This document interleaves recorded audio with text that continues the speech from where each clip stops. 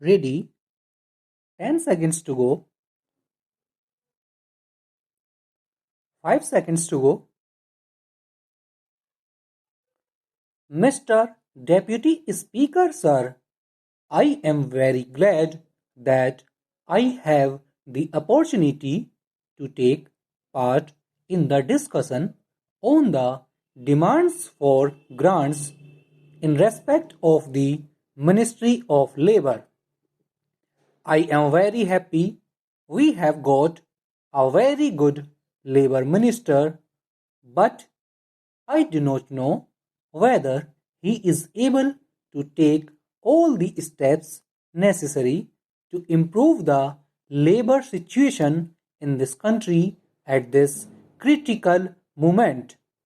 The Industrial Policy Resolution of 1956 clearly mentions that in the process of rapid industrial development, labor assumes a vital role to establish a socialistic pattern of society.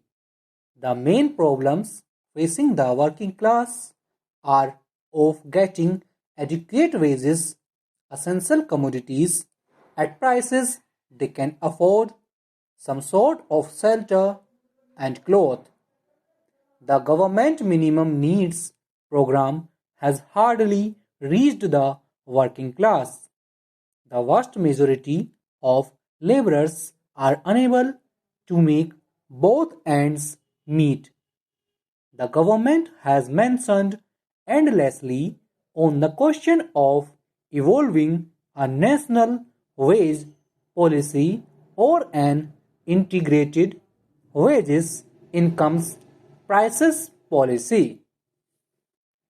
In the Labour Ministers' Conference some time back, it was suggested that steps should be taken to enforce the minimum wages in the different industries.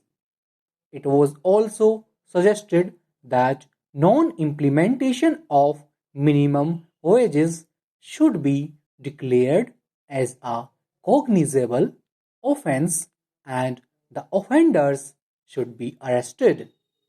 However, it had been agreed at the conference that more deterrent punishment should be given to the offenders and that the act should be amended suitably.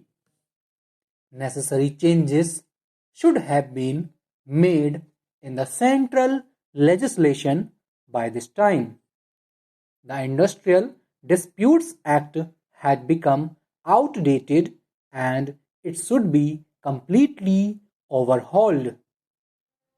It has been claimed that the emergency has brought discipline among laborers and the production has been increased. Yes, it is a fact, but the laborers are forced to work and they are forced not to take part in the trade union activities. The trade union rights have been completely taken away from the labor. But sir, I want to impress upon the minister that motivations for work should not be imposed from outside, but it should come from within. A contented labor force is an asset to the development of industries. You have taken away the permitted bonus. Sometime back, this parliament passed an act to fix the minimum bonus at 8.33%. But the same act was adversely amended by the same parliament some time ago. Bonus was accepted by this government as a deferred wage, but the same government has reversed the conception of bonus and this government says that bonus is a deferred wage what it is connected with production and productivity. But what about the owners of industries? Do you know how much have they reduced the dearness allowance of the workers nowadays? Not only that, a number of companies have been held guilty for failure to deposit the provident fund money and also for mishandling the amount due to employees.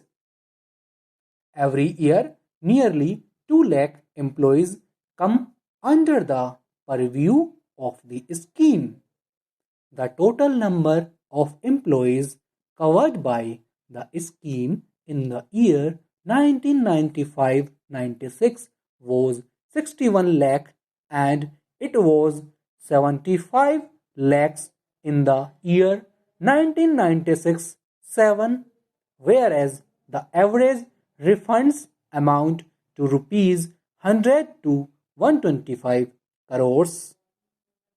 The gross contribution to the fund was expected to reach rupees 58 crores in 1995-96 from rupees 51 in 1996-97, whereas the refunds to the employers on an average is rupees 10 to 12 crores.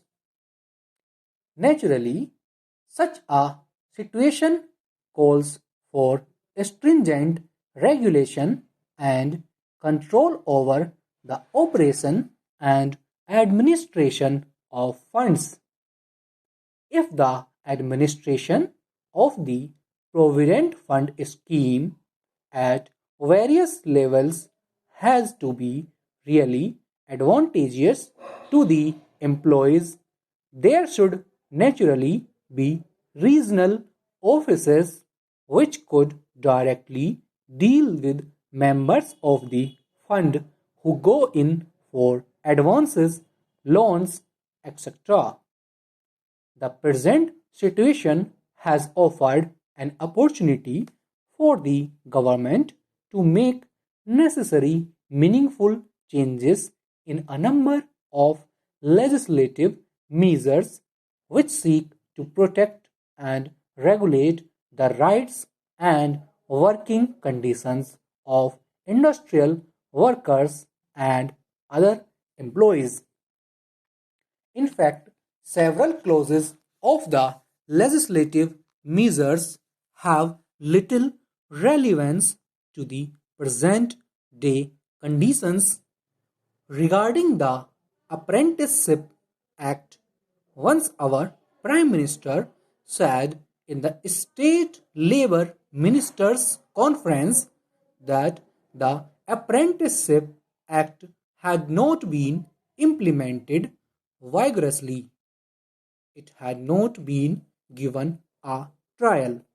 Utilization of apprenticeship opportunity or filling such vacancies has not been uniform in all the states.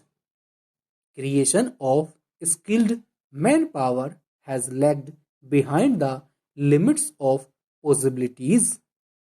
So, the more important point is what is to be done. Even more important is that there is a new sense of urgency and a will to get things done. With regard to this, the basic problem relates neither to the number of apprentices nor to the value of their stipends. We hope that the government shall do its best to elevate the feelings of labor and take steps for that. Stop.